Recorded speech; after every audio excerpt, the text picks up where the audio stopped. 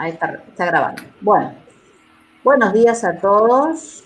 Vamos a retomar más o menos donde dejé la semana pasada.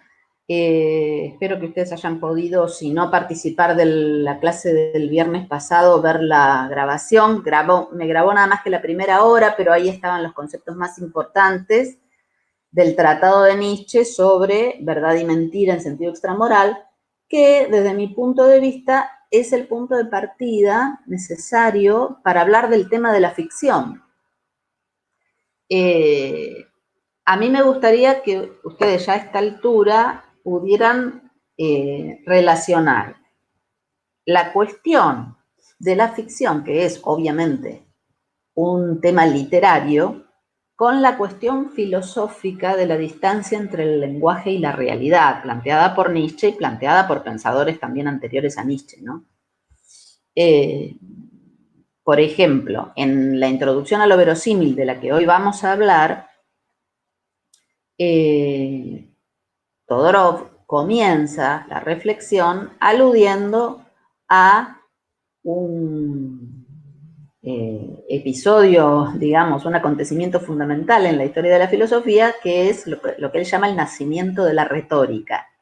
Bueno, el nacimiento de la retórica, que Todorov lo ubica y todos lo ubicamos en el siglo V a.C., tiene que ver con una escuela, digamos así, filosófica, que se llamó los sofistas, ¿no? El grupo de los sofistas, a quienes Platón detestaba, según consta en sus diálogos. Bueno, ¿por qué él hace referencia a los sofistas, esa escuela filosófica del siglo V a.C., contemporáneos de Platón? Hace referencia a esa escuela porque allí comienza, en términos de Todorov, la conciencia del lenguaje, digamos. Probable que haya empezado antes o que en otras culturas hayan empezado en otro momento histórico, pero es una manera de situar el problema. Los sofistas se los considera los padres de la lógica y de la retórica, es decir, la primera escuela filosófica que sistemáticamente estudia las leyes del lenguaje, las leyes del discurso. ¿Por qué Platón en sus diálogos ataca a los sofistas? ¿No? Los desprecia, los denuncia. Porque según él, los sofistas no buscan la verdad, sino que tienen como propósito persuadir.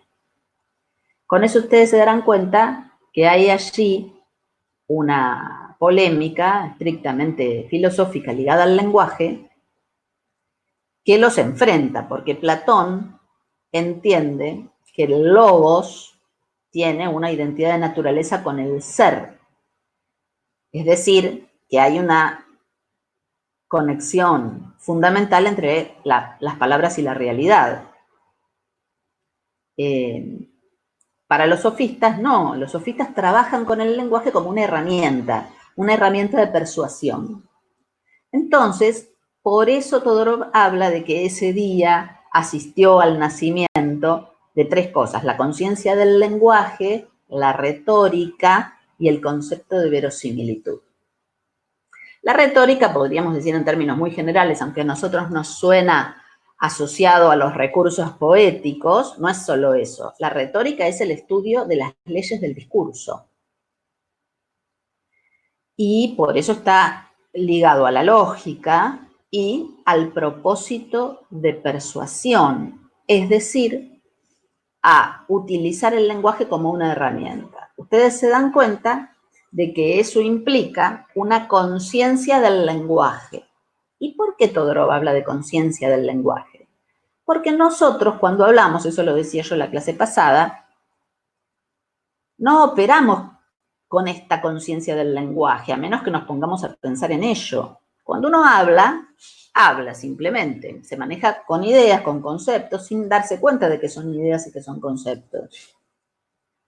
Como decía yo, creo que también lo dije en la clase pasada, creemos que decimos cosas cuando hablamos. Tenemos naturalizada una relación que desde la perspectiva filosófica de Nietzsche, Foucault y toda esa línea, es una ilusión. Yo en la clase pasada les recomendé la lectura de un artículo de Barthes, de Roland Barthes, que está en el libro Lo verosímil, que se llama El efecto de realidad. Voy a repetir brevemente ese concepto, porque para mí es muy claro y nos mete de lleno en el problema desde la literatura. Eso hace Barthes, ¿no? Pensar el problema desde la literatura. Él habla de efecto de realidad y de ilusión referencial. Son los dos conceptos claves de ese breve artículo que se llama justamente el efecto de realidad. Y analiza, como les decía yo en la clase pasada, un cuento de Flaubert, que se llama Un corazón simple, que ustedes lo van a leer. Entonces, alude a la descripción inicial del cuento, que es la descripción de la sala de la casa donde va a transcurrir la mayor parte de la trama, y se pregunta qué hace allí la mención, qué función cumple la mención del barómetro que estaba colgado en la sala de la casa de la viuda de Aubin, la casa de Félicité, la protagonista. Bueno, entonces hace una larga argumentación, muy interesante de leer, que yo no la voy a repetir acá, y entiende que ese barómetro, la mención del barómetro, podríamos decir otros objetos como el hecho de que el piano esté tapado o que haya una pila de cajas a un costado, entiende que esa mención que no tiene un vínculo lógico con la trama, tiene una función específica que es generar en el lector el efecto de realidad. ¿Y por qué yo traigo a colación este artículo? Que no es, aclaro, bibliografía obligatoria, pero sí es bibliografía complementaria. En algún momento de la carrera lo van a leer y si pueden, léanlo ahora. Traigo a colación este artículo porque es una manera muy literaria de acceder a esta conciencia del lenguaje. Eso no es un barómetro. No hay ahí un barómetro, como decían los estoicos. Cuando digo carro, no pasa un carro por mi boca. Parece una tontería, pero es una manera muy sencilla de expresar el problema. Lo que hay ahí en ese cuento no es un barómetro, es un procedimiento que tiene una función. Y la función no es establecer una relación lógica entre el espacio y los personajes ni nada de eso. La función es crear un efecto de realidad. Ahí Barthes nos está advirtiendo que hay una distancia entre las palabras y las cosas, que las palabras no tienen una relación directa con la realidad, y que las palabras y los conceptos no emanan de la esencia de las cosas, una especie de epifanía, no hay relación metafísica entre las palabras y las cosas, sino que las palabras son instrumentos y es una construcción humana. Y por lo tanto, también los conceptos, y por lo tanto, como decía Nietzsche en el tratado que comentamos la clase pasada, el impulso hacia la verdad no es algo de orden metafísico inherente al ser, sino que es una necesidad vital. El impulso hacia la verdad es lo que nos permite construir el lenguaje, construir los conceptos, construir los edificios de las ciencias y sobrevivir, dado que el hombre es, para Nietzsche, la especie más desprotegida, la más débil de la creación. Bueno, me fui un poco para la clase pasada para entrar hoy en lo que me interesa conversar, que ustedes han leído, espero que hayan leído el artículo de Saer, el concepto de ficción, y la introducción a lo verosímil de Todorov. Aclaro una cosa. En la plataforma, en el aula virtual, ustedes tienen no solamente los artículos teóricos, sino documentos de cátedra que hemos elaborado cuidadosamente y con cariño para ustedes. Entonces les recomiendo que los lean. Por ejemplo, el documento de cátedra preparado por Estefanía Di Meglio para leer a Todorov, se los recomiendo, es muy, muy claro. Toma la introducción de Todorov y hace una especie de esquema conceptual y da unas explicaciones muy útiles. Ténganlo en cuenta. Y Rodrigo Montenegro elaboró un documento de cátedra para leer a Saer, donde explica algunas cosas que están muy bien, que aclaran mucho. Saer tiene una prosa muy literaria y a veces un poquito densa, así que hacía falta una explicación. Más esta clase.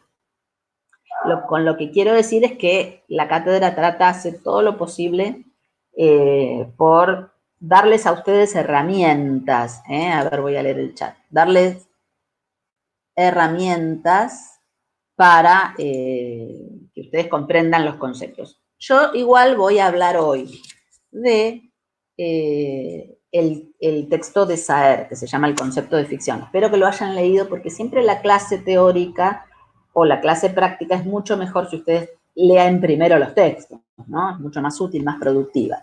Si quieren hacer una pregunta, levanten la manito que la tienen ahí en el ángulo inferior izquierdo o me mandan un mensaje al chat que lo estoy chequeando.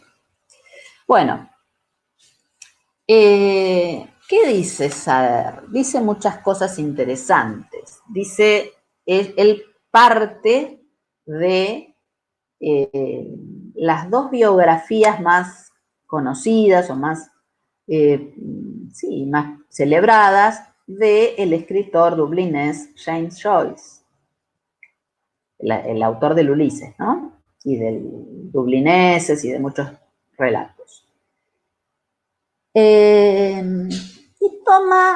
Y compara a los dos biógrafos, ustedes lo recordarán porque es muy fácil de entender esa primera parte, y habla de la celebrada objetividad de Ellmann, ¿no? Uno de los biógrafos, el que tiene, digamos, la fama de ser el más objetivo que el otro, Bormann.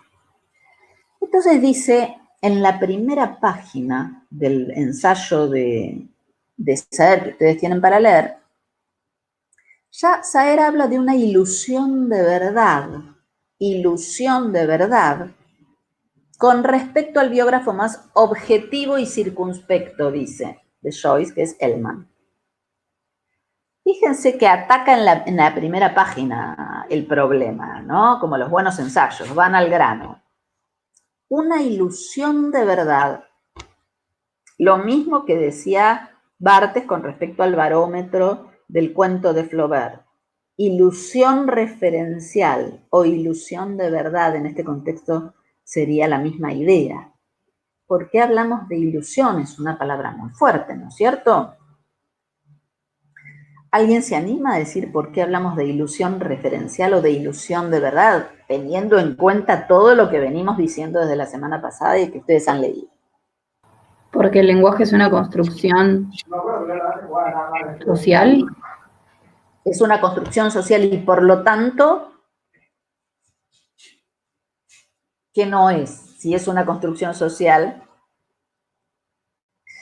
la verdad no es una entidad metafísica. No es algo, en este contexto filosófico, no es algo previo al lenguaje. No es algo previo ni ontológicamente superior a la sociedad, a los acuerdos sociales que nos regulan. Yo les decía la clase pasada, e insistí bastante en ello, es inquietante esta hipótesis y es además muy polémica. Hay gente que no está de acuerdo con esto, pero a nosotros, para leer literatura y para entender el concepto de ficción, nos es absolutamente indispensable comprender la naturaleza del lenguaje, que es independiente de las cosas, es decir, que tiene una diferencia de naturaleza con las cosas. Sí, ¿qué querés preguntar, María Florencia? No se escucha. Sí, El tema de ilusión puede referirse al deseo de saber sobre la construcción social, el deseo de... Él acá no hablo, yo no creo que se trate de un deseo de saber. Él está pensando un problema, que es exactamente el problema de la ficción, por eso el ensayo se llama así. Bien. Entonces, está comparando a los dos biógrafos. Parece que uno de ellos, Ellman, es el más objetivo, es el que se ha preocupado por presentarnos la vida de Joyce de una manera más objetiva. Pero esta objetividad es imposible, es una utopía. Nadie puede escribir una vida. Entonces pasamos al segundo momento, en la página 10 del ensayo, que yo se los quiero leer. Para mí es el corazón del ensayo. La frase dice así, es una sola frase que está en la página 10 del libro. La primera exigencia de la biografía, la veracidad, atributo pretendidamente científico, no es otra cosa que el supuesto retórico de un género literario, no menos convencional que las 3 unidades de la tragedia clásica o el desenmascaramiento del asesino en las últimas páginas de la novela policial. Dice muchas cosas esa frase. La primera exigencia de la biografía, la veracidad. Escuchen esto, atributo pretendidamente científico no es otra cosa que el supuesto retórico de un género literario. Está diciendo de una manera muy elegante que la biografía es un género literario, no es un género que obedece a la verdad de las cosas. Eso es una ilusión. Y está diciendo además que la veracidad es un atributo pretendidamente científico. Y como yo decía en la clase de ayer, esto lo saben mejor que nadie los científicos. Es muy difícil acceder a la verdad, necesitamos planos de referencia, necesitamos conceptos, necesitamos herramientas. Y nunca la filosofía de Nietzsche y toda la filosofía posterior sostiene que nunca vamos a acceder a la verdad, que no sabemos qué cosa es la realidad, no tenemos acceso directo a la realidad, mucho menos vamos a tener acceso, acá vuelvo a saber, al conocimiento de una vida.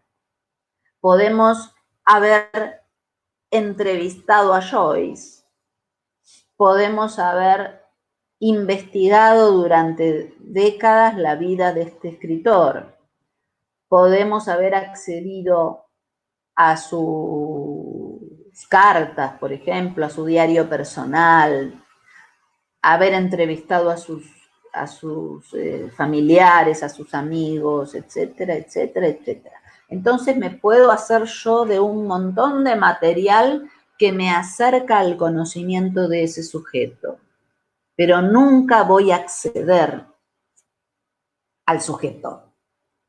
Nunca con las palabras ni con el intelecto voy a poder acceder a la verdad de las cosas, a la esencia de las cosas. Eso es una ilusión, sostiene Nietzsche, sostiene Saer en este artículo, sostiene Foucault en toda su obra. La ilusión de verdad de la que habla Saer en la primera página de su ensayo.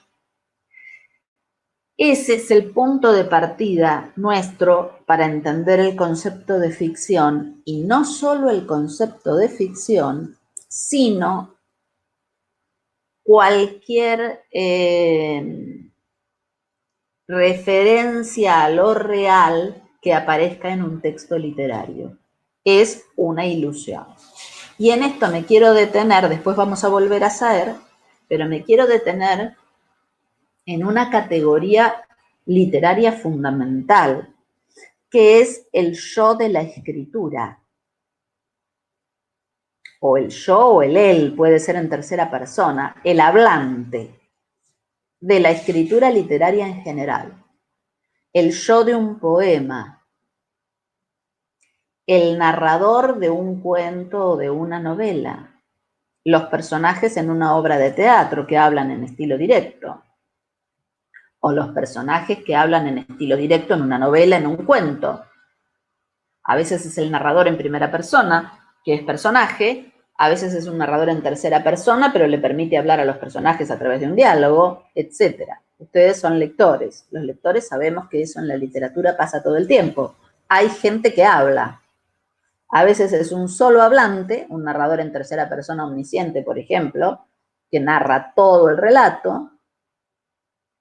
A veces es un yo poético en el poema, suelen estar los poemas en primera persona. También aparece la segunda persona en los poemas. Muchos poemas le hablan a un tú, etcétera. Podemos seguir haciendo una larga lista, ¿no? Es fundamental este problema para nosotros. El yo de la escritura o el hablante de la escritura literaria. ¿Por qué asocio? Me gustaría escuchar un poquito a ustedes. ¿Por qué estoy asociando el yo de la escritura literaria con el problema de la ficción? ¿Qué les parece?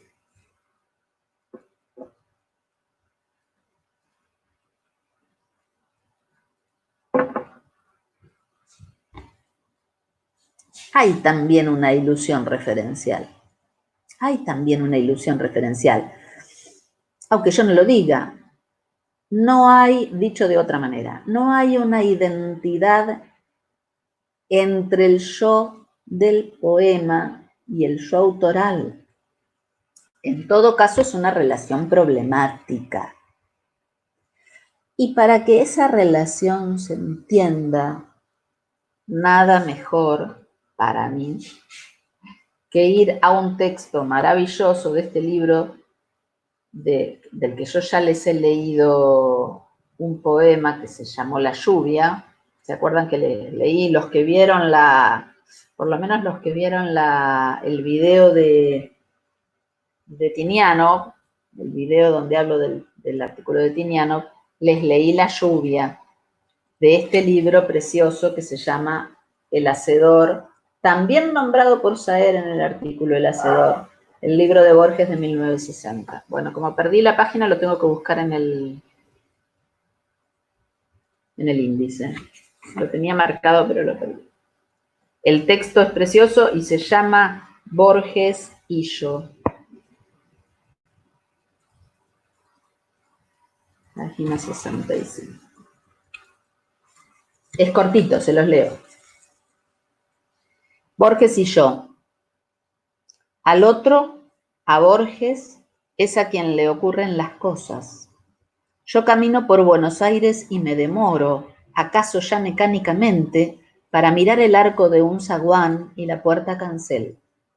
De Borges tengo noticias por el correo y veo su nombre en una terna de profesores o en un diccionario biográfico. Me gustan los relojes de arena, los mapas, la tipografía del siglo XVIII, las etimologías, el sabor del café y la prosa de Stevenson. El otro comparte esas preferencias, pero de un modo vanidoso que las convierte en atributos de un actor. Sería exagerado afirmar que nuestra relación es hostil. Yo vivo, yo me dejo vivir para que Borges pueda tramar su literatura y esa literatura me justifica. Nada me cuesta confesar que ha logrado ciertas páginas válidas, pero esas páginas no me pueden salvar. Quizá porque lo bueno ya no es de nadie, ni siquiera del otro, sino del lenguaje o la tradición. Por lo demás, yo estoy destinado a perderme, definitivamente, y solo algún instante de mí podrá sobrevivir en el otro. Poco a poco voy cediéndole todo, aunque me consta su perversa costumbre de falsear y magnificar. Spinoza entendió que todas las cosas quieren perseverar en su ser. La piedra eternamente quiere ser piedra y el tigre un tigre. Yo he de quedar en Borges, no en mí, si es que alguien soy. Pero me reconozco menos en sus libros que en muchos otros, o que en el laborioso rasgueo de una guitarra. Hace años yo traté de librarme de él y pasé de las mitologías del arrabal a los juegos con el tiempo y con lo infinito. Pero esos juegos son de Borges ahora y tendré que idear otras cosas. Así, mi vida es una fuga y todo lo pierdo y todo es del olvido o del otro. ¿Cuál de los dos de esta página? Les leo este texto tan hermoso porque es una manera de enfrentarnos, disfrutando de un texto poético, al problema. ¿Quién escribe esa página? ¿Borges? ¿Quién es Borges? ¿Quién es el otro? Bueno, no son lo mismo. Tampoco la relación es hostil, o sea, no son enemigos. Perdón. Lo interesante de este texto, sí, que sí. Este poema puede hablar del ego de Borges, ¿o no? ¿Del qué? O sea, No del ego de Borges, ¿cómo Borges se ve a sí mismo? del otro Borges, de que ningún sujeto es uno solo. De eso habla el poema. Que no es exactamente un poema, ¿no? Es un texto. No lo podemos clasificar, no es ni un poema, ni un cuento, ni deja de ser del todo un poema, ni deja de ser del todo un cuento. Su hibridez genérica, su indeterminación genérica, también nos invita a pensar en su indeterminación subjetiva. Ahí hay alguien que habla. No es Borges, porque habla de Borges como el otro. Ahora, ese texto es de Borges, está en un libro de Borges, está publicado por él, en vida, ¿no? En 1960. Ahí se muestra y se abre y no se resuelve el problema de la identidad. El problema de la identidad del sujeto. Acá hay un sujeto desdoblado. Está claro, eso está clarísimo. Un sujeto desdoblado. Ahora, no es una subjetividad partida en dos, como si fueran dos enemigos, como si fueran dos cosas distintas. Hay una especie de relación dialéctica entre ellos. Borges es y no es el que habla. El que habla es y no es Borges. Y no vamos a resolver ese problema. Este problema persiste en la literatura, está siempre, lo veamos o no, nos interese o no, a mí me interesa, me fascina la cuestión. Uno ve este problema de manera paradigmática en la poesía. Ustedes leyeron, creo, dos poemas por lo menos de Joaquín Giannuzzi. Uno tenían que utilizarlo para el práctico y otro lo analizó Candelaria Barbeira en su documento de cátedra. Bueno, ese yo que habla ahí, están en primera persona los poemas, es Joaquín Giannuzzi. Bueno, los poemas son de él, hay una autoría. Pero no podemos ser tan ingenuos, después de todo lo que hemos dicho desde la clase pasada y todo lo que hemos leído, que no podemos ser tan ingenuos como para creer que hay una relación directa, simple, de identidad absoluta entre el yo de la escritura y el yo real. Bueno, después va a haber una elaboración psicoanalítica muy interesante de este problema, en la que no nos vamos a detener. Pero, por ejemplo, para Lacan, el yo siempre es un otro. Por ejemplo, digamos, esto ha sido tomado por el psicoanálisis. Y por eso el psicoanálisis tiene una relación tan fuerte con la literatura. Yo creo que es por eso, entre otras cosas, ¿no? porque en la literatura se pone de manifiesto esta multiplicidad del sujeto, ¿no? Por ejemplo, si ustedes han leído la poesía de Pizarnik, algunos poemas de Pizarnik, en un solo poema aparece la primera persona, la segunda y la tercera. Y en esa multiplicidad del sujeto se juega también la dificultad de establecer la identidad de naturaleza entre el yo de la escritura y el yo autoral. Yo puedo decir, bueno, ese yo es Pizarnik, y cuando dice tú, también es Pizarnik, y cuando dice ella, también es Pizarnik. Bueno, yo, digamos, no me atrevería a afirmar tan taxativamente eso. Ustedes piénsenlo, ¿no? Cada uno, lo bueno es que cada uno de ustedes lo piense, ¿no? Que no se quede con lo que yo digo, que vaya a los textos y los piense. Yo pienso, no sé, a lo mejor han leído en la escuela El túnel de Sábato. Bueno, Juan Pablo Castel, es Sábato. Él dice yo. Está bien. En la narración es como más evidente. Digo, bueno, eso es ficción.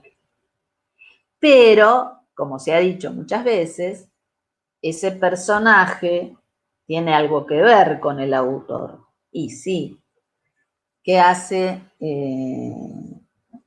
Ricardo Piglia, un escritor argentino que ustedes habrán oído nombrar, ¿no?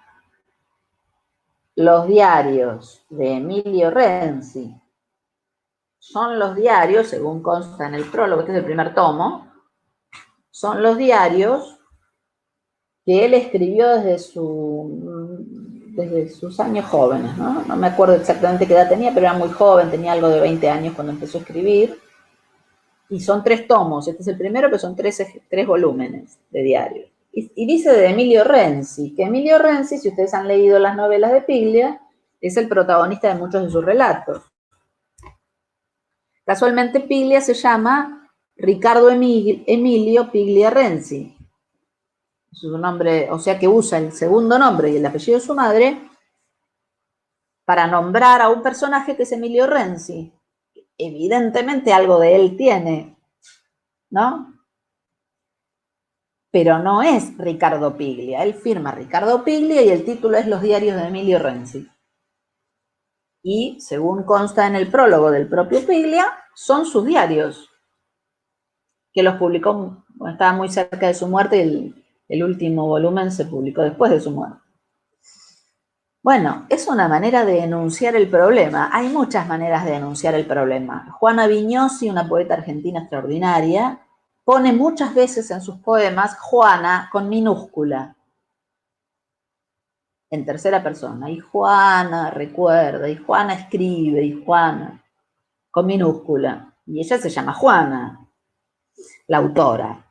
Pero ahí en ese cambio de la mayúscula a la minúscula hay una señal. En este uso de Piglia, de su segundo nombre y su segundo apellido, hay una señal de que hay un problema, hay una subjetividad desdoblada. Y esto nos enfrenta otra vez, como digo, a la cuestión que no tiene solución, que no la vamos a resolver nosotros acá, de la distancia entre el yo real, autoral, y el yo de la escritura. Bueno, esto tiene que ver con el problema de la ficción, porque ese problema está siempre presente en un texto literario.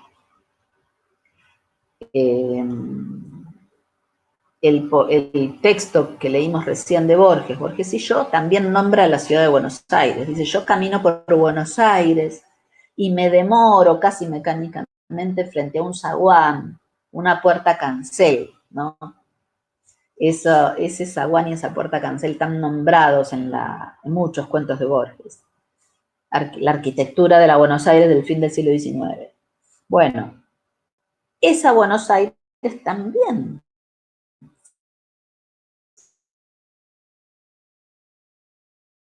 tiene un problema de identidad con la Buenos Aires que existe en el mapa y en la existencia planetaria. ¿Es Buenos Aires? Nombra muchas veces a Buenos Aires. Tiene un largo poema muy whitmaniano, muy hermoso, que se llama Buenos Aires. Borges, está en Elogio de la Sombra. ¿Es Buenos Aires el objeto de ese poema? Se la pasa hablando de Buenos Aires. Es un largo poema lleno de referencias a la ciudad. Y es la misma Buenos Aires que nombra Roberto Arlt en sus crónicas, por ejemplo, en sus Aguafuertes. Es la misma Buenos Aires de Cortázar, de tantísimos escritores argentinos, de Abelardo Castillo. Bueno, ahí tienen ustedes un problema que no lo vamos a resolver, pero que lo tenemos que pensar, porque es el problema de la ficción. La referencia a lo real es siempre eso, una referencia que opera la ilusión de verdad. Y de esto es de lo que habla, volviendo al texto de Saer, que es muy claro en sus aseveraciones. Cuando dice que la veracidad de una biografía no es más que un supuesto retórico. No hay tal veracidad, porque tal veracidad no es posible. Y acá aclara algo muy bien, y lo aclaro yo. No tiene nada que ver con la intención del autor. No estamos hablando de que el autor de la biografía, este señor Ellmann, tan nombrado en el ensayo, haya tenido la intención maliciosa de tergiversar la verdad de la vida de Joyce. Nadie está pensando en eso. Puede haber sido la intención más honesta del mundo, pero esa veracidad es un supuesto retórico de la biografía. Lo mismo pasa con la novela histórica, lo mismo pasa con el llamado género de no ficción al que Saer se refiere enseguida en su ensayo. La no ficción, que es una traducción literal del inglés, non-fiction, porque es un género relativamente reciente de los años 50 del siglo XX, que se le atribuye su creación a Truman Capote. Nosotros podemos decir, aquí Rodolfo Walsh lo inventó en la misma década, ¿no? Con su Operación Masacre, que es de 1957. De verdad que lo escribieron al mismo tiempo, a sangre fría, Truman Capote, y Operación Masacre, Rodolfo Walsh. La no ficción y las crónicas tienen una característica que no es casual. Suelen estar escritas por periodistas. Rodolfo Walsh era periodista, por supuesto, era escritor.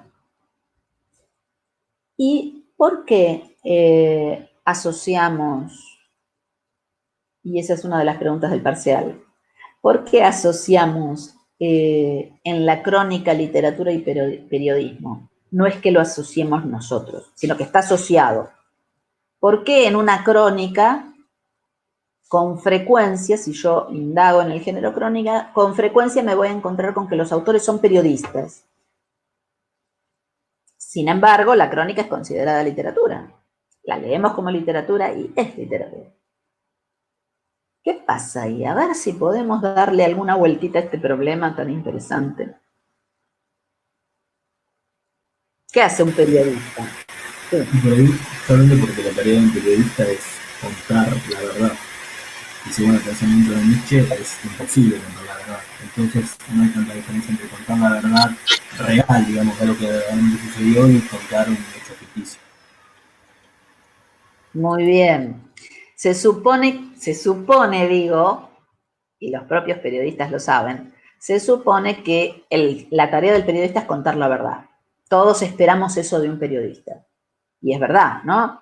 Todos esperamos eso de un periodista, que cuente la verdad, que no tergiverse la realidad.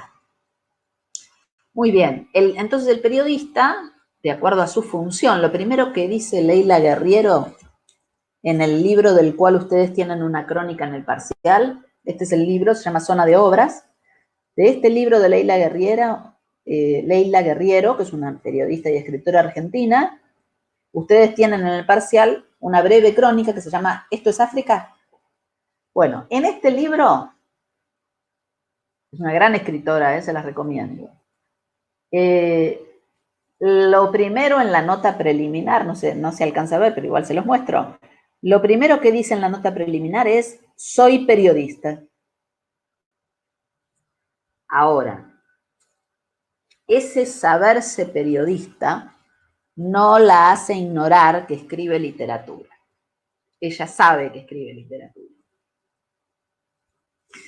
Que está inmersa, digamos, o considerada parte de este género literario tan interesante, relativamente nuevo, aunque nunca nada es demasiado nuevo, siempre algo viene transformándose, viene como resultado de una transformación de algo anterior, pero es un género que ha adquirido cierta relevancia en el siglo XX, sobre todo, como les decía, a partir de la segunda mitad.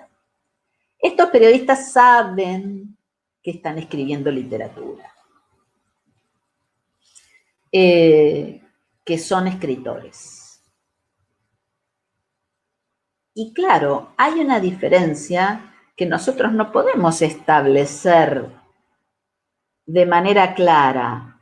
¿Qué cosa en la crónica es ficción y qué cosa en la crónica no lo es? Lo mismo nos pasa en una novela histórica. Lo mismo nos pasa en una biografía. Por eso, Saer comienza su reflexión sobre el concepto de ficción con dos biografías, porque se supone que la biografía cuenta la verdad de la vida de un escritor, en este caso. Porque se supone que una biografía dice la realidad, dice las cosas que ocurrieron. Cuando yo leo un volumen de crónicas, estoy leyendo y considero que el escritor me está contando lo que le pasó.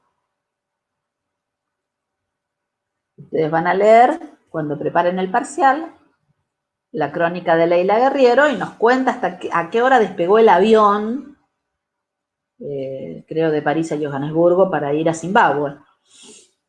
Y yo creo que eso es verdad. Ahora, voy a leer toda la crónica y algo va a estar siempre en el orden de la ficción. No solamente porque seguramente ficcionalizó algo, seguramente hay algún comentario que no es exactamente como fue, sino que lo reelaboró, seguro. Pero además, porque esa descripción del lugar al que fue y de los personajes nombrados están hechos de palabras, y esas descripciones y esos personajes que aparecen en el texto son eso, personajes. Ella misma es un personaje, porque está en un texto, porque está escrito, porque está atravesado por el lenguaje. Ustedes piensen que este problema que nosotros lo pensamos para la literatura, porque estudiamos literatura y es central para la reflexión sobre la literatura, es un problema que gobierna la vida humana. Por eso también hablamos de la ciencia, por eso arrancamos desde un filósofo, ¿no? Un texto de filosofía, Nietzsche. Es un problema que nos atraviesa y que nunca está de más pensarlo. ¿Se acuerdan que en el Tratado de Nietzsche, yo lo expliqué la semana pasada, pero no está de más repetirlo? Nietzsche dice, la percepción correcta, entre comillas, es un absurdo lleno de contradicciones. Es un absurdo lleno de contradicciones. La percepción correcta. Y yo decía la semana pasada, ¿cuántas discusiones inútiles nos hubiéramos ahorrado? ¿No? Nos podríamos ahorrar a diario, teniendo en cuenta que mi percepción de los hechos es una percepción, no es la percepción correcta. Hay un ensayo extraordinario de Freud que se llama El recuerdo encubridor. Me acordé ahora porque tuve un efecto de lectura interesante cuando lo leí hace mucho tiempo. Es un ensayo de 1899, inmediatamente anterior a la interpretación de los sueños. Entonces, en el recuerdo encubridor, Freud se maneja con estos conceptos para pensar esa operación de la memoria. ¿Cuántas veces uno cree recordar algo y está convencido de que es así como lo recuerda? Y de pronto, por algún dato de la realidad, por alguna discusión con un amigo, con alguien que estuvo ahí, por una foto, por una filmación o por X cosa, me doy cuenta de que ese recuerdo es falso. O que tergiversa un poco la cosa, o que no fue exactamente así, o que algo pasó, o que recuerdo algo que no era lo que yo estoy creyendo que era. Yo no sé si les ha pasado, a mí me ha pasado muchas veces. Y Freud escribe un ensayo sobre eso, que él llama el recuerdo encubridor. Bueno, él después lo asocia a su teoría psicoanalítica, digamos, a la represión y todo aquello. Pero fíjense cómo el problema nos atraviesa. El problema nos atraviesa. La percepción correcta, repito, con Nietzsche, es un absurdo lleno de contradicciones. Yo puedo estar convencidísima de que lo que percibo es la percepción correcta. Bueno, tened cuidado, porque somos seres de lenguaje. Y el lenguaje no puede hacerse cargo de lo real. No puede dar cuenta de lo real. Bueno, y de eso estamos hablando. Vamos a seguir con Saers, porque quiero llegar a Todorov y ya son casi las 11. Bueno, Saer, después de esta frase que les leí, donde afirma que la veracidad en la biografía es un supuesto retórico tan convencional como las características de la tragedia griega o el desenmascaramiento del asesino al final de la novela policial, es un supuesto retórico. Habla de la no ficción, de la que ya hemos hablado. Entonces, se pregunta cuál es la especificidad de la no ficción, porque dado su nombre uno puede pensar, bueno, si se llama no ficción es porque lo que cuenta es verdad. Bueno, ahí tenemos un problema. A ver qué problema tenemos ahí. ¿Se sigue escuchando con ruido? Acá me dicen en el chat que se escucha con ruido. No, se escucha bien. ¿Se escucha bien? Bueno. ¿Qué problema tenemos con ese? Perdón, hubo un compañero que habló, un compañero varón, que no me acuerdo el nombre, que habló y se escuchaba con ruido. Ah, bueno, pero ya pasó. Ok, gracias. Digo, ¿qué problema tenemos con este nombre? Quiero que me lo digan ustedes. Que da la ilusión de que todo lo que está ahí es verdadero y de que no hay forma de discutirlo porque es no ficción y la ficción es algo no real, entonces, pero ahí se juega también lo que se viene hablando de qué es lo real y qué es la ficción. Muy bien. Exacto, es decir, cada uno tiene su propia verdad.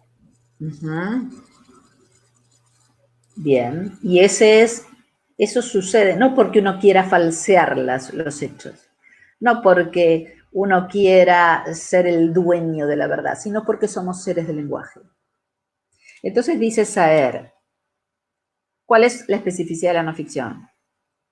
Bueno, tiene la no ficción las turbulencias de sentido propias a toda construcción verbal.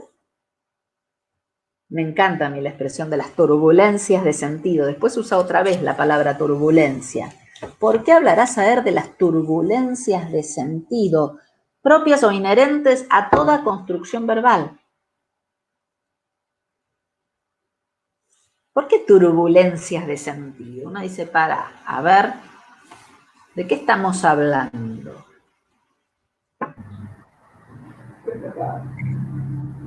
Porque son aspectos del lenguaje que no son interpretados, eso hablábamos ayer en la clase, que estaban construidos por palabras y eso creaba como la subjetividad, y que siempre había como una turbulencia de sentido. Claro, efectivamente. Nosotros, yo les decía ayer, creo a los alumnos que participaron en la clase de ayer a la tarde, que los formalistas rusos han escrito mucho, entonces nosotros siempre les damos una selección. Y este año no incluí en la selección una famosa conferencia de Jacobson que se llama Lingüística y Poética. Es un poco larga y un poco ardua, merece ser explicada y por eso también la omití. Pero esa conferencia es clave de Roman Jacobson para pensar el problema de la ambigüedad. Les digo el enunciado, digamos, la hipótesis central de la conferencia.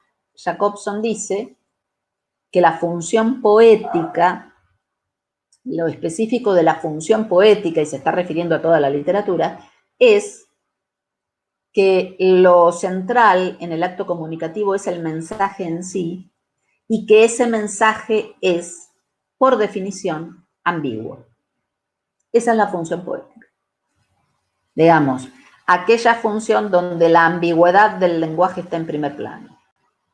Entonces va a hablar del ritmo, la sonoridad de las palabras, como en la función poética, es decir, en el lenguaje literario, las palabras tienen absolutamente potenciada su ambigüedad, por la sonoridad, por el parecido sonoro con otras palabras, es decir, de algún modo, en cada palabra resuena todo el paradigma de la lengua.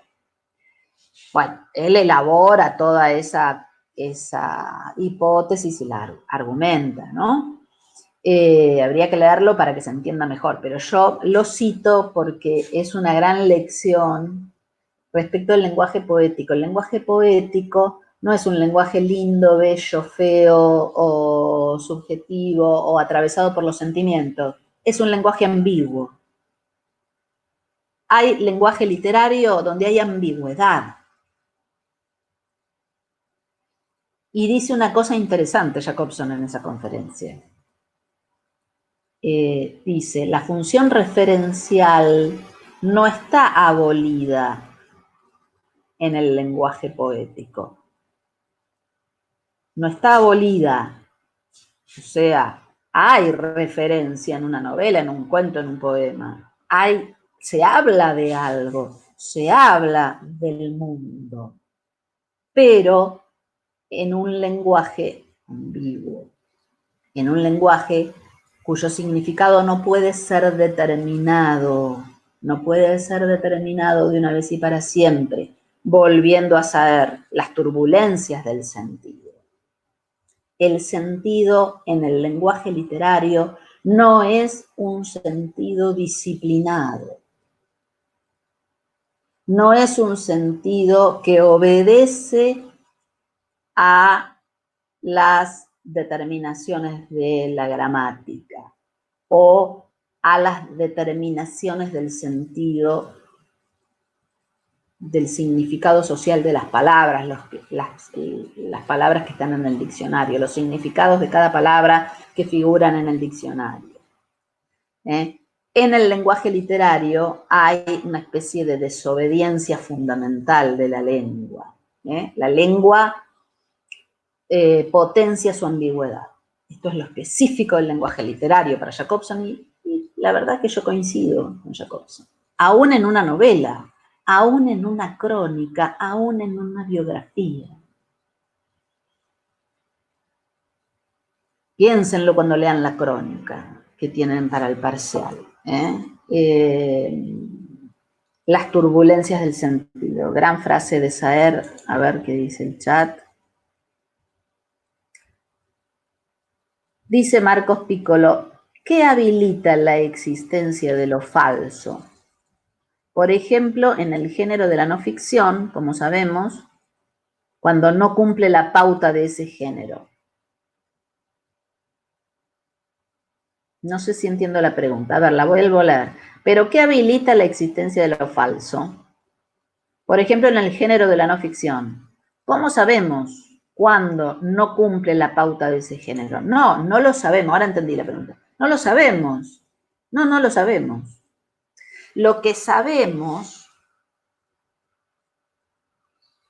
es que ese es un texto que se presenta como un relato de los hechos.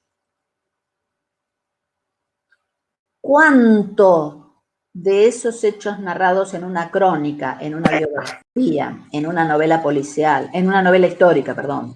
Hola, profe. ¿Cuánto de esos hechos es absolutamente real o cierto y cuáles no? No lo sé. Sí. Yo hice la pregunta, si justo se me salió la aplicación, tuve que volver a entrar. Ajá. Mi pregunta era como, digamos, sobre qué habilita la existencia de lo falso en el caso de, por ejemplo, la no ficción, ¿no? Parece que nunca puede terminar de cumplir como la pauta de que tiene que contar la verdad, ¿no? Sí. Pero tampoco nunca, o sea, como tampoco la termina de infligir contando cosas que son falsas. Claro, está ¿No? bien lo que decís. Claro. Entonces, por esto decía como que si bien parece que es una característica del lenguaje, el generar una ficción, que es inevitable incluso cuando se hace una biografía, también parece como un elemento que se pone en juego, por ejemplo, en la no ficción.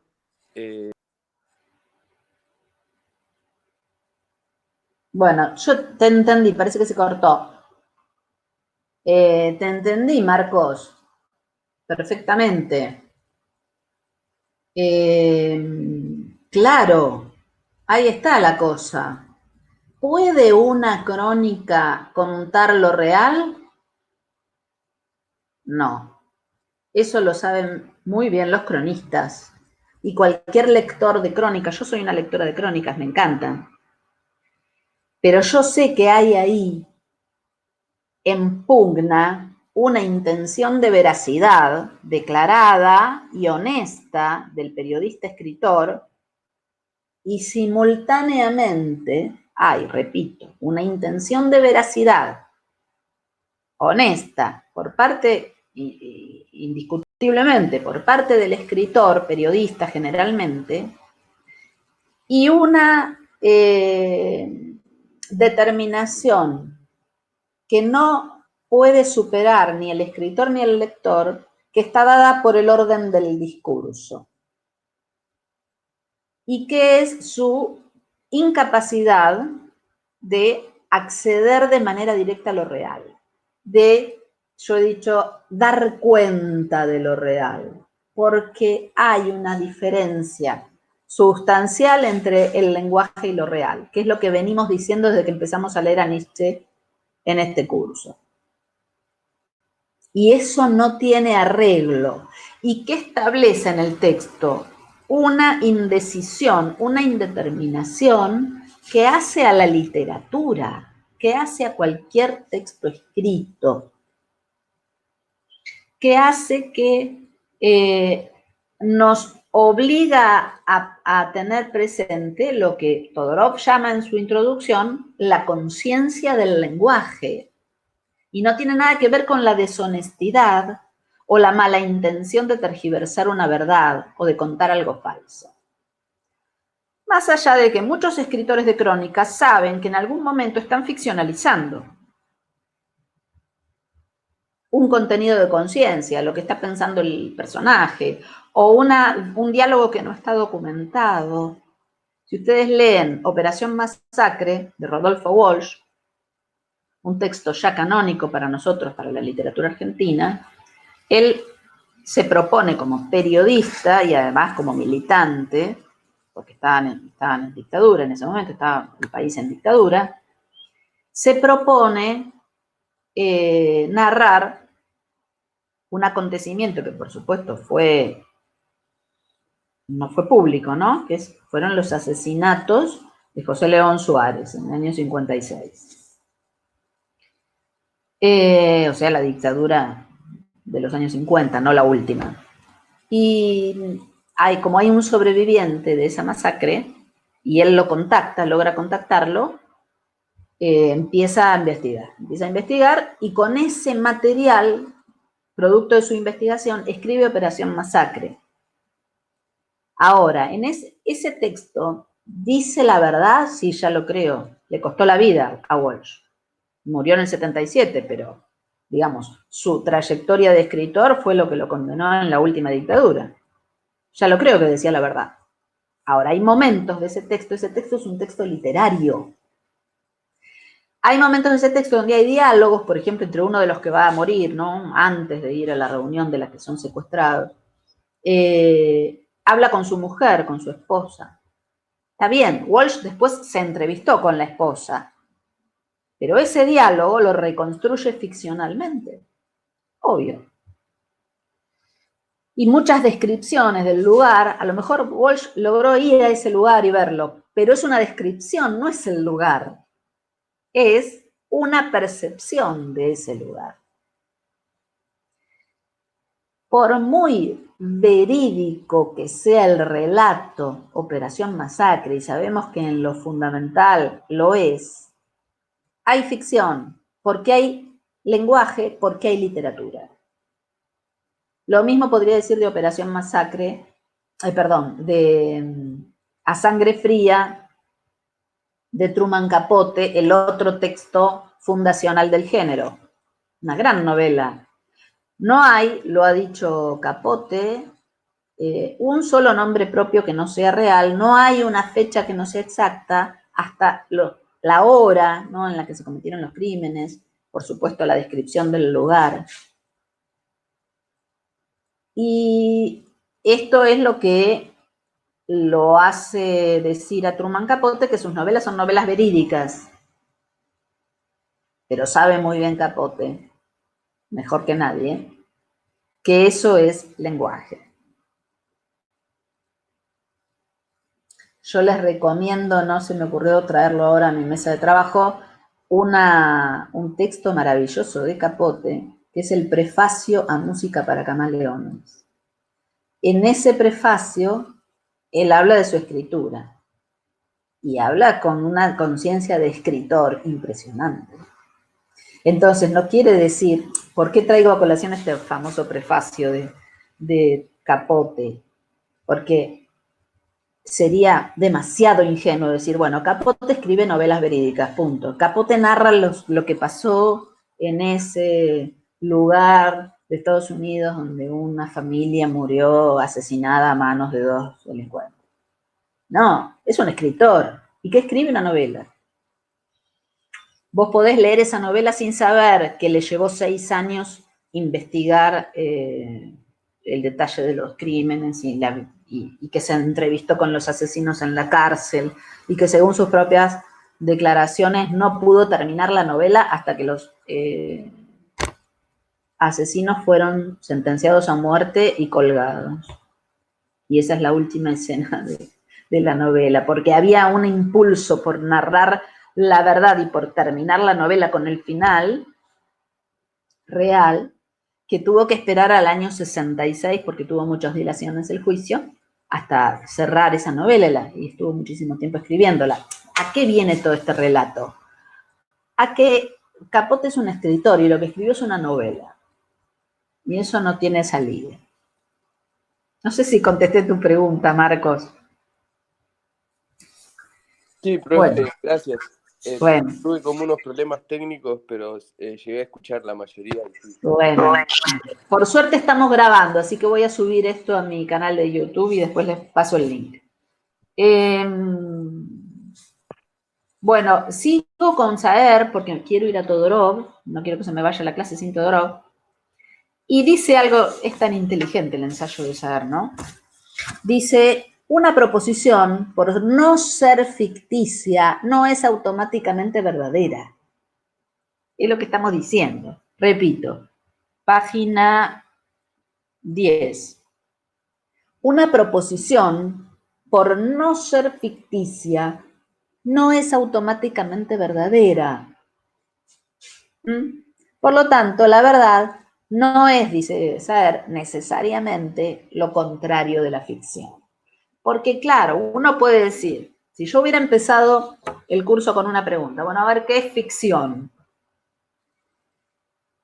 Estoy segura de que muchos de ustedes me hubieran dicho, está bien, bueno, ficción es lo que cuenta una historia inventada, una historia que no es cierta. Bueno, no es que eso esté mal, es que no agota el problema. No agota el problema. Por eso dice, la verdad no es necesariamente lo contrario de la ficción. Porque en una historia inventada también hay una verdad.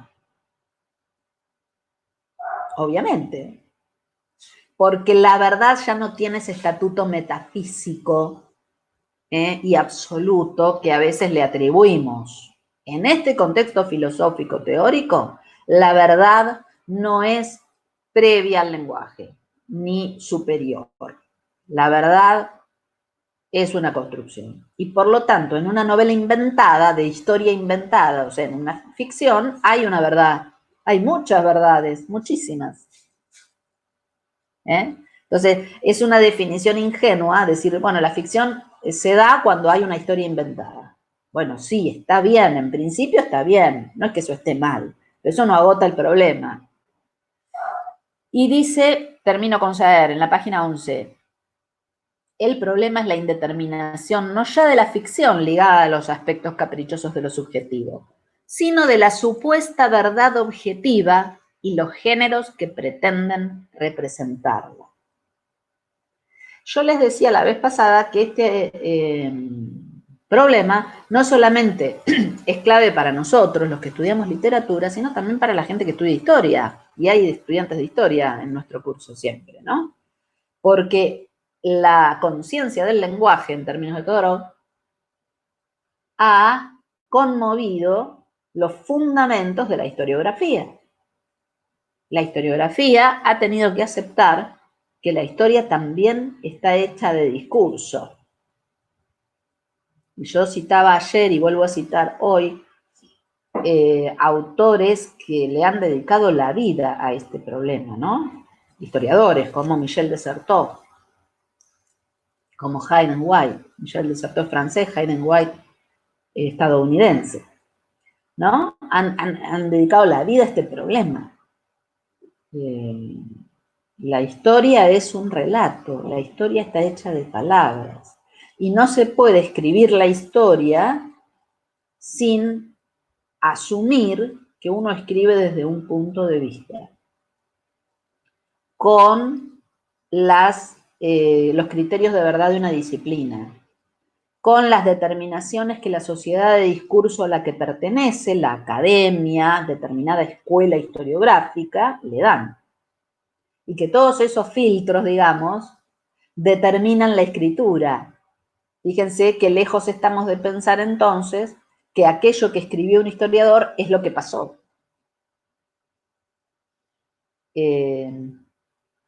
Eso lo piensa también Barthes, parece que Barthes parece que ha pensado todos los problemas, en un artículo de la etapa estructuralista de Barthes que se llama El discurso de la historia, justamente, un artículo que está en un libro que se llama Estructuralismo y Literatura. Bueno, esto lo van a seguir pensando, no es algo que ustedes, no es un problemita menor, nosotros lo estamos resumiendo un poco, pero no es un problemita menor. A ver, página 10 de qué? Del ensayo de Saer, el ensayo, el concepto de ficción de Juan José Saer. Entonces preguntan, ¿novela y no ficción qué tienen en común? Todo. Las novelas de no ficción son eso, novelas. ¿Qué pasa? Acá dice, dice Saer, los géneros que pretenden representarla. Lo dice con malicia Saer. Yo no, lo que no comparto es la malicia de Saer, Porque el escritor de no ficción sabe que está escribiendo una novela. Capote y Walsh y Leila Guerriero y todos los periodistas que escriben no ficción saben que están escribiendo literatura. No es que pretenden representarla, pero es un género que toma como punto de partida hechos reales. Eso es verdad, eso es innegable. Me estás preguntando por la diferencia, si me estás preguntando, y entendí bien tu pregunta, por la diferencia entre novela ficcional y novela de no ficción, bueno, hay una diferencia, sí, la diferencia es el punto de partida. Y, digamos, una intención de veracidad que es honesta por parte del periodista. Dice, bueno, yo te voy a contar lo que viví en África. Cuando viajé a Zimbabue, nos cuenta Leila Guerriero en la crónica que ustedes tienen que trabajar en el parcial. Hay una intención de veracidad, no se puede discutir. Hay una intención de veracidad en Truman Capote, cuando escribe A Sangre Fría, cuando escribe Féretros tallados a mano. Sí, claro que sí. Cuando escribe Música para camaleones. Hay una intención de veracidad absolutamente honesta, de la que no tenemos por qué desconfiar. Pero el escritor se enfrenta al problema del lenguaje.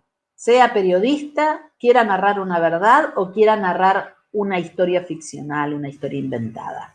El problema es el mismo. El escritor se enfrenta al problema del lenguaje. Y el lenguaje tiene una diferencia de naturaleza con lo real. Entonces, ¿qué son las novelas de no ficción? Novelas. ¿Qué son las novelas ficcionales? Novelas. Artefactos verbales. Y por lo tanto alejados de lo real. Les guste al escritor o no le guste. El escritor de no ficción lo sabe. Muchas gracias. Bien, de nada. Pregunta. Sí. Si lo que diferencia la ficción de la no ficción son tanto el punto de partida, digamos, que partís de un hecho que sucedió, y también la intención de que por más que nunca se vaya a lograr totalmente contar la verdad, que hay esos relatos, digamos, que tienen un punto de partida de un hecho que sucedió, pero que tienen la intención de contarlo de una manera completamente distinta a lo que fue en la realidad, como a veces, no sé, hace Borges, o por ejemplo, se me viene a la mente no un libro, sino una película, por ejemplo, no sé, Bastardos sin Gloria, que, digamos, parte de un hecho que ocurrió, que es el Holocausto, la Segunda Guerra Mundial, pero, o sea, quiere hacer una cosa nueva. ¿Cómo eso está más en el medio de las dos o tiene un nombre? ¿Qué es lo que tiene un nombre? No entendí el final de la pregunta. ¿Qué cosa tendría un nombre? Si ese tipo de historias se le asigna a un género en particular, así como ficción o ficción, o simplemente están en medio de las dos. ¿Cuáles? Justamente a estas que tienen un punto de partida en un hecho histórico realmente que sucedió, pero tienen una intención de contarlo distinto. Mirá, ahora entendí. La variedad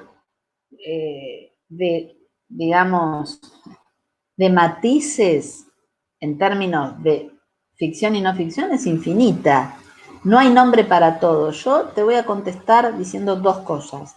Primero, el afán clasificatorio generalmente expulsa al pensamiento de una discusión. Yo no me comprometería demasiado en este afán clasificatorio que a veces está demasiado presente en los hábitos académicos y críticos, ¿no? Decir, bueno, a ver, ¿cómo se llama esto? No sé cómo se llama. Lo que tengo que hacer es pensar el problema. Ahí, sí, están saliendo en nuestra conversación dos nombres, ficción y no ficción. Y eso existe, y está claro, digamos, debe estar claro. No ficción, como vos dijiste muy bien, parte de una intención de veracidad y de un hecho más o menos verificable que tuvo lugar en determinado momento y en determinado lugar. Bien. El que escribe se propone narrar una historia acontecida. En cambio, la ficción no tiene ese propósito. No obstante, las dos están atravesadas por el problema del lenguaje, las dos son un constructo verbal que va a tener necesariamente elementos de ficción, digamos, o por ser artefactos verbales están alejados de la verdad, de la realidad. No pueden dar cuenta de ella. Muy bien. En el medio hay una infinidad de matices. Vos lo nombraste a Borges. ¿Y por qué lo nombraste a Borges? Porque a Borges le encantan los juegos verbales y los juegos de espejos, como leíamos en ese texto precioso, Borges y yo. ¿Quién es Borges? ¿Quién es el otro? ¿Quién dice yo? No tenemos una solución. Bueno, del mismo modo, creo que por ahí va tu pregunta, hay relatos que parten de un hecho real, de un hecho sucedido, de un hecho más o menos verificable, comillas, verificable. ¿Qué es lo verificable? Es todo un problema. Pero digamos, hay hechos verificables. Bueno, tal cosa sucedió. Y a partir de ahí se genera un texto donde hay reflexión, pensamiento, ideas, además de relato, diálogos, descripciones, etcétera, etcétera, etcétera, que hacen que ese texto sea mucho más que un testimonio. Por ejemplo, las llamadas novelas de testimonio. Vos decís, bueno, si es una novela de testimonio, estaría dentro del orden no ficcional, estaría dentro de la no ficción, y por lo tanto, eso es así y sucedió. Yo he leído, por ejemplo, Si esto es un hombre, de Primo Levi. Yo leí las tres, no es una trilogía, pero la más importante es la primera. Si esto es un hombre. Es un testimonio de los padecimientos de Primo Levi en el Lager, ¿no? el campo de concentración de Auschwitz. ¿Es un testimonio? Por supuesto, es un testimonio sobrecogedor de la experiencia de Auschwitz. En primera persona, un protagonista que sobrevivió, que tuvo la dicha de sobrevivir. Bueno, pero ahí hay de todo. Por supuesto que es un relato testimonial y la importancia que tiene en parte es esa, la importancia que tiene el texto. Pero tiene, por ejemplo, un rasgo que podríamos decir de estilo, que es un rasgo de discurso. No hay por parte del escritor, del yo que habla, absolutamente ningún juicio condenatorio, mucho menos queja, ni lamento, ni elegía, ni nada. Es un relato y las cosas más atroces son narradas con una especie de objetividad que es del discurso, ¿no? Una especie de prescindencia de todo juicio condenatorio. No dice qué malo el oficial que hacía tal cosa, no, ni nada que se le parezca. Entonces, eso es un rasgo de estilo que lo hace más conmovedor aún. De esto es una opinión mía, por supuesto que se puede discutir. Pero, ¿qué quiero decir con esto? Muy bien, parte de un hecho real, documentado, además tiene el propósito de dar testimonio de eso. Claro. Pero además hay mucho más. Acabo de decir un detalle, que es un rasgo de estilo que a mí me llamó mucho la atención y me resultó muy interesante. Pero hay mil cosas, reflexión, muchísima reflexión sobre el alma humana. En las otras dos novelas de la trilogía también, ¿no? Se pone a pensar en el otro, Levi, en la otra conciencia. Trata de comprender, ¿no?, lo que tiene delante. En fin, es un texto interesantísimo. Entonces se ha dicho, bueno, también hay ensayo en el texto testimonial, por supuesto. Es que los géneros siempre se contaminan. Los géneros literarios no aparecen en estado químicamente puro, nunca. Entonces, ¿hay ensayo en la trilogía de Auschwitz de Primo Levi? Claro que sí. A ver, ¿el susurro del lenguaje de Barthes debemos leer también o qué páginas? No, yo no dije el susurro del lenguaje de Barthes. El susurro del lenguaje es un libro de artículos. ¿Me puede recordar el libro de Primo Levi? Es una trilogía. De la que hablé es la primera novela de la trilogía que se llama Si esto es un hombre. Bueno, no sé si te contesté, perdón, no sé si te contesté la pregunta. Yo, me queda media hora, voy a la introducción de todo. La introducción de Todorov, si no me preguntan al chat. Una cosa que quiero decir, yo habilité en el tema, el problema de la ficción del aula virtual, un foro, no sé si lo vieron, un foro de consultas. Hasta ahora creo que hubo una sola consulta. Así que si se les ocurren las preguntas después de la clase, me las pasan por ahí y yo las contesto.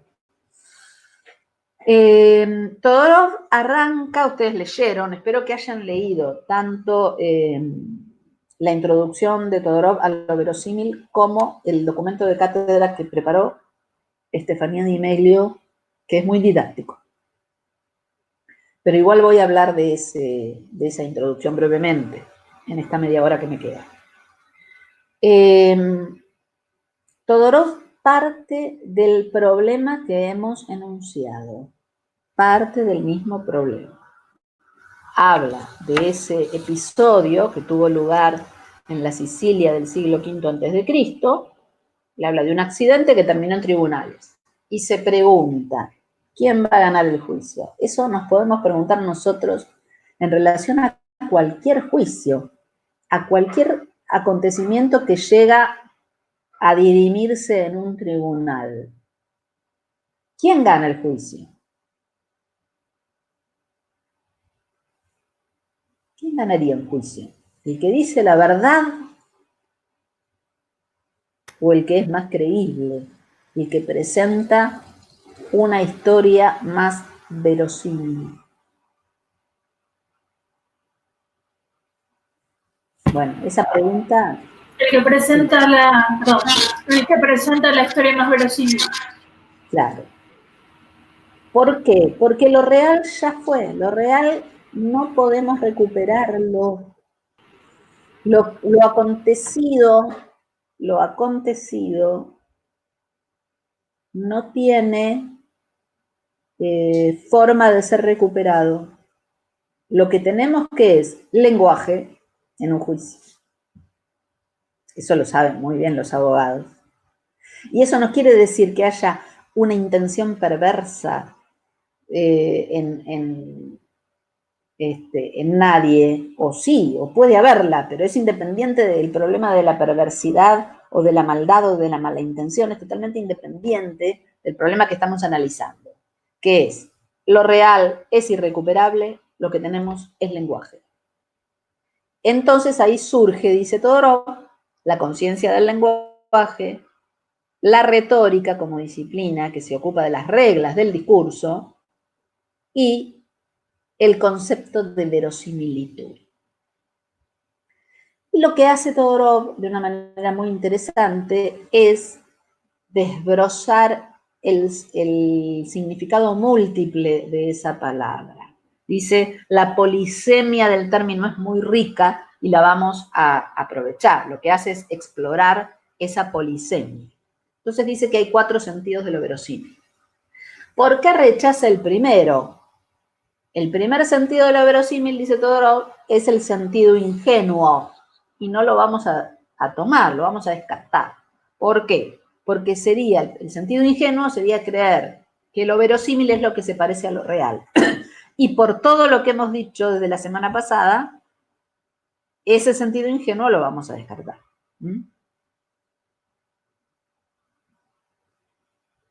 Bueno, muy bien. Entonces, vamos al segundo sentido de lo verosímil, ya que el primero lo hemos descartado por ingenuo. El segundo sentido de lo verosímil, dice Todorov, es el que establece una relación con otro discurso general y difuso que llamamos la opinión pública. La doxa. La doxa es una palabra griega que significa opinión. Pero opinión, doxa se opone en griego a episteme. Episteme sería ciencia y doxa es opinión. Bueno, entonces, la opinión pública, ¿qué es? Es aquello que se presenta como verdadero y que circula en una comunidad como una verdad. En ese sentido habla de opinión pública Todorov, ¿no? Por eso toma el término griego doxa. Lo que se cree que es verdad. Pensemos un minuto, porque este segundo sentido de lo verosímil determina todos los demás. Está absolutamente conectado. El segundo, el tercero y el cuarto están absolutamente conectados, no son cosas separadas. El segundo sentido de lo verosímil, entonces, es verosímil aquello que se considera verdadero. ¿Cuántas cosas hay en la sociedad? Piensen ustedes cada uno en sus referencias, ¿no? ¿Cuántas cosas hay en la vida social que se consideran verdaderas? Después vamos a ver si son verdaderas o no. Después se puede plantear la discusión. El bien, el mal, lo justo, lo injusto. En fin, todo eso, todos esos problemas tienen algunas consideraciones que han logrado un acuerdo social. Por ejemplo, digo una cosa muy sencilla. Consideramos casi todos los miembros de la comunidad a la que yo pertenezco que los niños tienen que ir a la escuela. Más allá de la obligatoriedad legal, pero entiendo que es una verdad compartida. Los niños tienen que ir a la escuela, alfabetizarse. O la relación entre la educación y el saber, la educación formal y el saber, y cómo la educación formal prepara para la vida. Son como verdades aceptadas. Después podemos ponernos a discutir y van a venir los que dicen, no, mejor si el chico estudia en la casa. Todo se puede discutir, pero hay verdades aceptadas. Bueno, ese es el segundo sentido de lo verosímil, que también se mete en la literatura. ¿Por qué digo yo se mete en la literatura? Porque también, según ese segundo sentido de verdades acordadas, operan conceptos como qué es una novela, qué es una obra de teatro, qué es tal cosa, qué es tal otra, ¿no? Verdades aceptadas, segundo sentido de lo verosímil. Tercero, ahí sí estamos de lleno en la literatura. El tercer sentido de lo verosímil, dice Todorov, es un sinónimo de género. Todo género tiene su verosímil. Atento acá, es un concepto muy importante para nosotros. Todos los géneros literarios tienen su verosímil. ¿Qué es entonces un verosímil? Las reglas del discurso. Las reglas del discurso. Una novela se supone que tiene que contar una historia donde hay personajes, donde hay acción. Se supone, digo se supone porque son reglas discursivas. Se supone que una novela tiene que tener un orden cronológico, puede estar alterado, puede empezar por el final de la historia, sí, pero eso también es una cronología, tiene que tener una cronología. Se supone que una novela tiene que representar un mundo fragmentario, pero un mundo al fin, lo que pasa en una ciudad, lo que pasa en un pueblo, lo que pasa en una casa, lo que le pasa a una persona, en fin, hay una unidad de acción. Bueno, esas son las reglas del género. La novela policial de la que habla Todorov en el último capítulo del libro, en el último artículo del libro Lo verosímil, que Estefanía les recomendó que leyeran, se llama Lo verosímil que no se podría evitar, el artículo de Todorov del final del libro, y habla de las reglas del policial. El policial es muy fácil, en el policial es muy fácil de ver las reglas porque es un género que tradicionalmente ha tenido reglas muy rígidas de composición. Por ejemplo, hay un detective que es muy inteligente y ese detective que es muy inteligente utiliza el método deductivo, método hipotético deductivo, tomado de la ciencia, por cierto, para descubrir al culpable. Y se maneja leyendo pistas, interpretando pistas, ¿no? Esas son las claves que lo van a llevar a descubrir el enigma. Es decir, que antes lo primero que plantea la novela es un enigma. ¿Quién cometió el crimen? ¿Quién cometió el asesinato? ¿Quién cometió el desfalco, el robo? Lo que sea. Un enigma es la novela tradicional de enigma, ¿no? El policial inglés. Bueno, tenemos un enigma, tenemos un detective muy inteligente que utiliza el método hipotético deductivo, pistas que él sabe leer, porque la policía de Scotland Yard no va a saber leer las pistas, va a caer en las pistas falsas, seguramente. Y finalmente, como dice Saer, el desenmascaramiento del criminal. Es decir, se encuentra el culpable, se devela el enigma. Esas son las reglas del policial. Después va a venir el policial negro con otras reglas. Y va a venir el policial del siglo XX con otras reglas. Esas reglas cambian. Bueno, el verosímil es dinámico. En todos los géneros el verosímil es dinámico.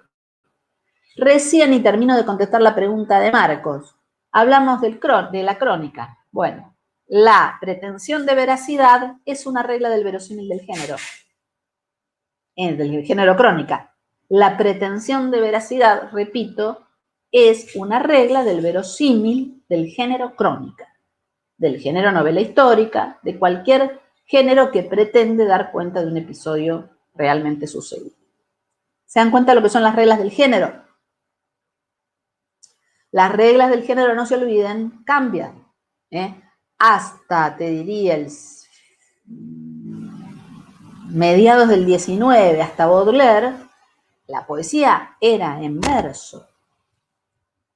¿Qué inventan Baudelaire, entre otros, en mediados del 19? El poema en prosa.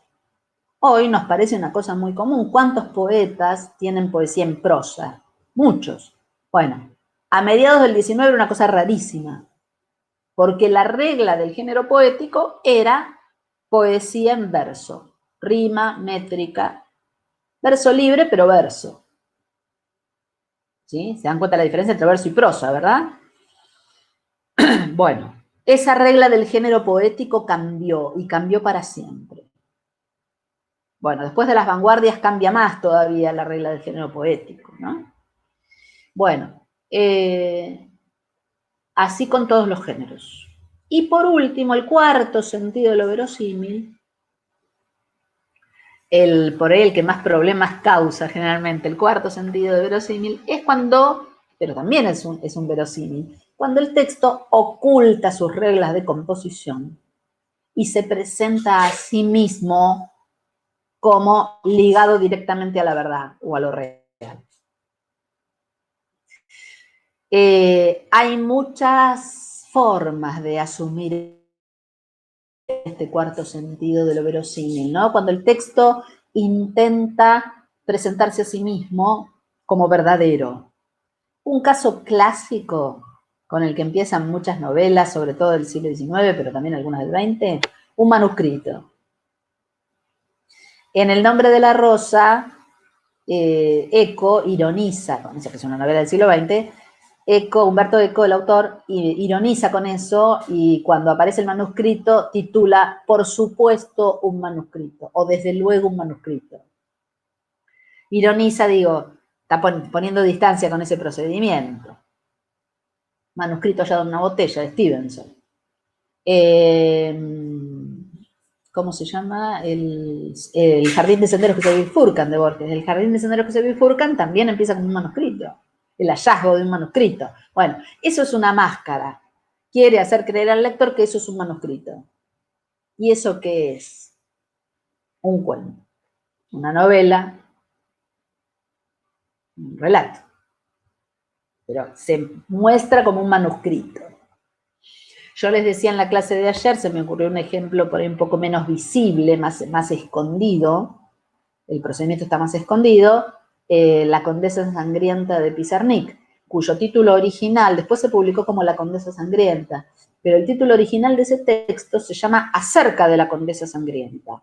Y La Condesa Sangrienta es una novela de Valentine Penrose, una escritora francesa, una novela de 1963. La publicó en castellano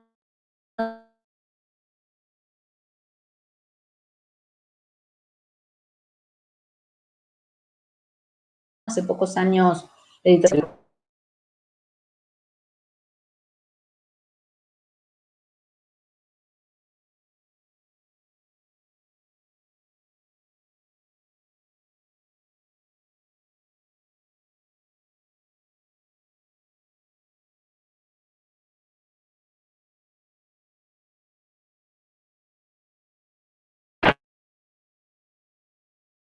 todas luces. Se cortó.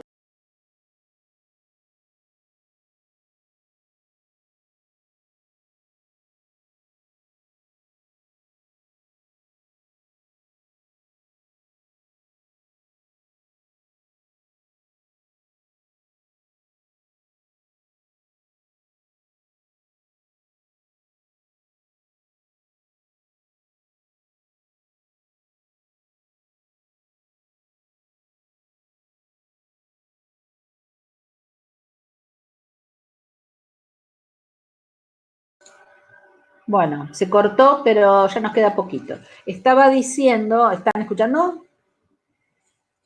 Estaba diciendo, voy a ir al chat porque hay un montón de preguntas en el chat. A ver.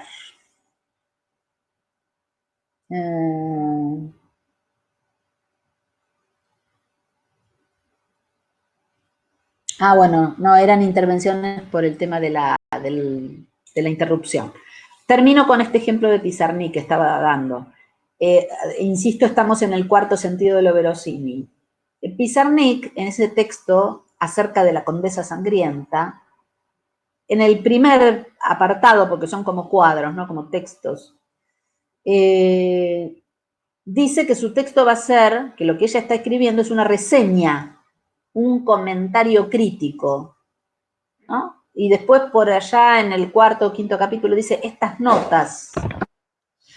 Resulta que nada que ver, es un texto poético, lleno de imágenes. Por supuesto que se refiere a la condesa Erzsébet Báthory, de la que habla la novela de Valentín Penrose, una condesa húngara del siglo XVI o XVII, siglo XVII, que, bueno, era una especie de sade,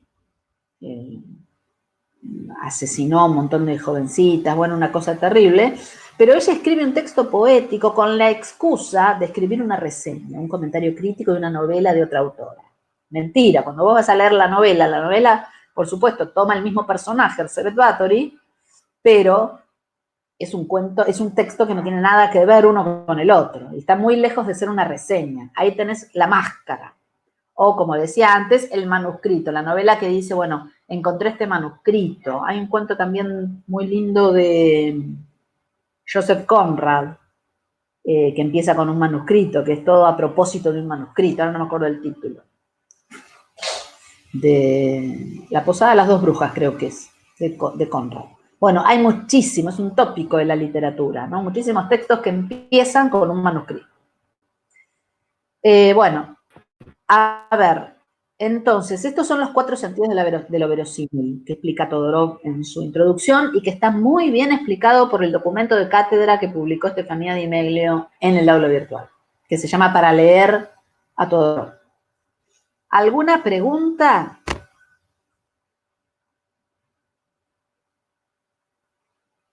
Bueno, les recomiendo que cuando se siente aplicado en el aula virtual desde anoche, tienen hasta el 22 de mayo, o sea, el próximo viernes, todo el día para entregarlo. Lean todo el material. Ustedes tienen, insisto, no solamente los textos teóricos, tienen los documentos de cátedra que hemos elaborado, los 5 integrantes del equipo docente. Tienen los videos que hemos filmado la profesora Cecilia Secreto y yo, uno que filmamos juntas sobre Mukarovsky y los demás que hicimos individualmente. Estas clases grabadas, por suerte esta clase la pude grabar, la voy a subir hoy al canal de YouTube y voy a poner el enlace en la página, perdón, el enlace en el aula virtual. Así que aprovechen todos los materiales que tienen, que les hemos ido ofreciendo. Bueno, no sé si tienen alguna pregunta de última hora que quieran hacer. Ya llevamos casi 2 horas de clase.